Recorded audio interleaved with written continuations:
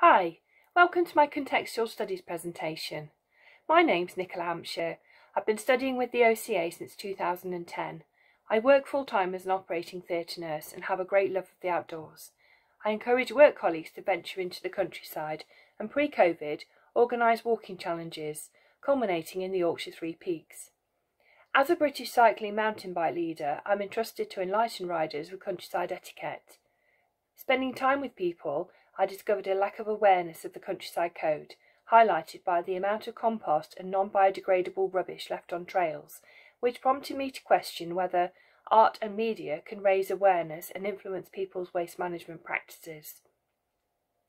By assignment 1, I'd chosen a landscape, but my body of work in contextual studies lacked direction.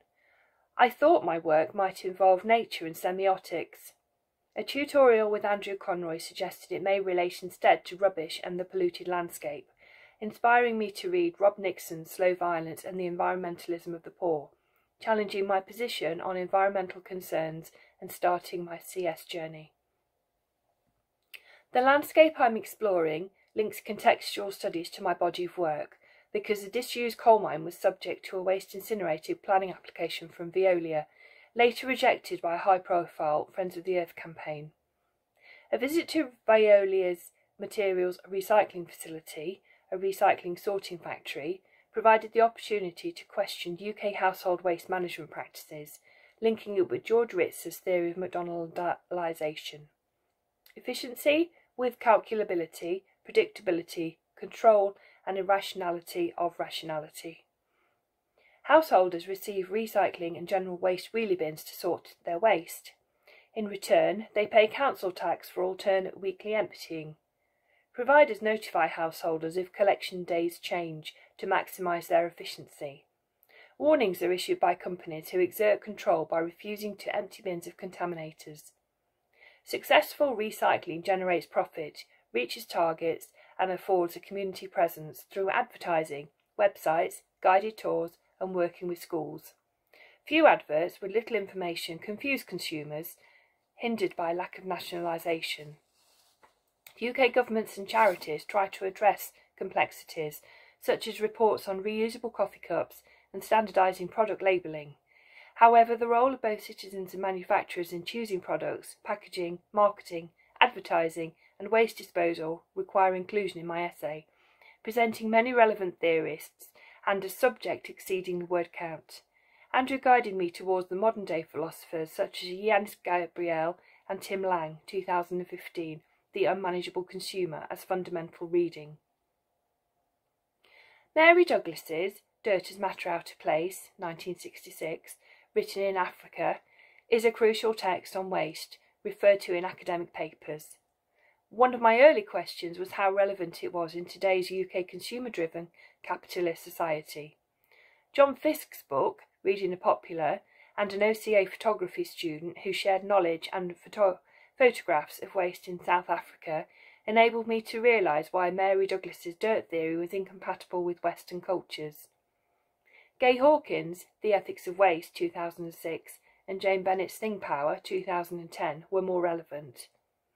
Waste management history highlighted that rural and urban waste are regarded differently.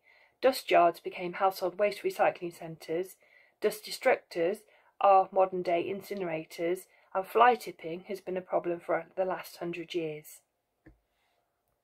By visually mapping the history of the countryside code, I examined Michael Foucault's modern-day panopticon and Shoshana Zuboff's surveillance capitalism. Norbert Elias's civilizing process, civilizing offences, and moral panics. To question whether art and media influence waste practices, I studied two well-known artists who work with waste materials, Mandy Barker and Chris Jordan.